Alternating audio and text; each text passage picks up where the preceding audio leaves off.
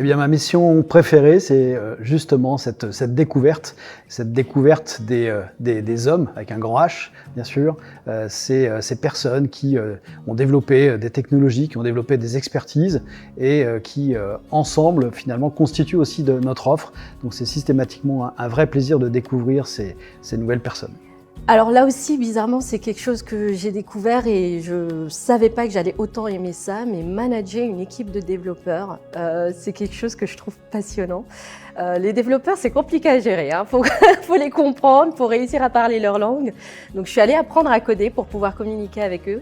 Être à l'écoute des gens, ça c'est essentiel. Il n'y a pas assez de professionnels dans mon secteur qui sont à l'écoute de leurs clients et c'est la base pour moi du métier. Mon plus gros challenge aujourd'hui, c'est de me faire confiance.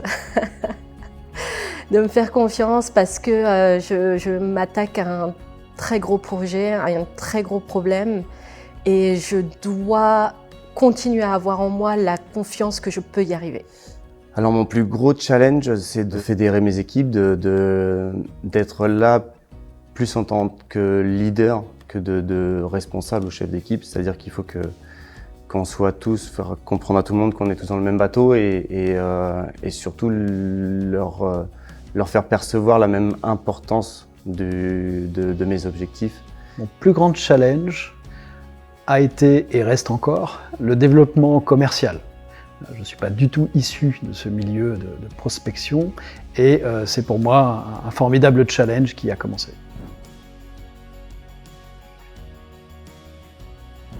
Alors nous, on a développé un Shade Finder qui permet de déterminer sa teinte de fond de teint en un ou deux clics et dans n'importe quelle marque.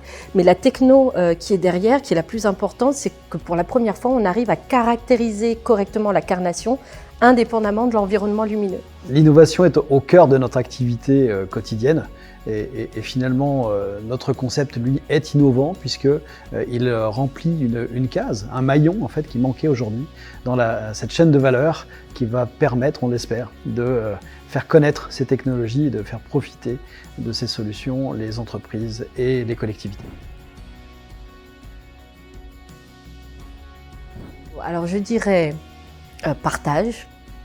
Partage d'expérience, c'est au cœur de l'expérience quand on est lauréat Réseau Entreprendre. Solidarité, résilience, confiance.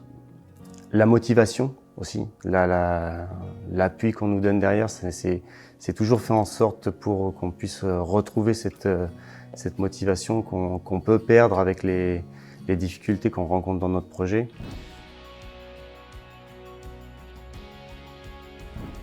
La raison pour laquelle j'ai rejoint le Réseau Entreprendre, c'est que j'ai voulu attraper cette main tendue et qu'à aucun moment je n'ai regretté de l'avoir saisie, tant au début qu'encore aujourd'hui, et je pense encore pour de longues années. Et j'ai hâte et j'aimerais bien aussi un jour pouvoir rendre et tendre moi aussi une main vers de nouveaux entrepreneurs. Dans l'entrepreneuriat, on se dit souvent seul, on se sent souvent seul. Mais pour moi, grâce au Réseau Entreprendre, on a toujours comme ce père de famille qui est derrière nous et qui nous donne soit la motivation, soit le petit tips pour justement ne pas craquer. Sincèrement, c'est un des rares moments dans ma vie d'entrepreneur où je peux être authentique, où j'ai pas peur d'être moi-même, où j'ai pas peur de partager mes doutes parce que je sais qu'il va les comprendre, je sais qu'il les a partagés et je sais qu'il ne va pas me juger. Tout le reste du temps, il faut que je sois l'entrepreneur forte, qui sait ce qu'elle fait, qui sait où elle va, etc. Mais ce moment-là, ce sas de décompression où je peux juste être moi-même, je pense que c'est ça la plus grande force de ce travail avec mon accompagnateur.